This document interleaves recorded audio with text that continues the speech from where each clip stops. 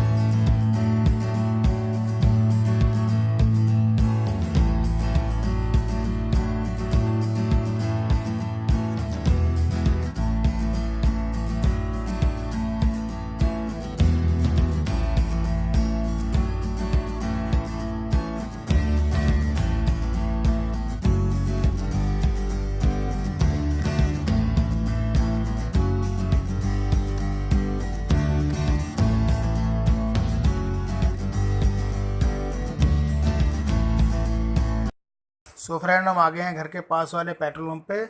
So friend, अगर आपको मेरा चैनल अच्छा लगा हो, वीडियो अच्छी लगी हो, तो प्लीज़ सब्सक्राइब।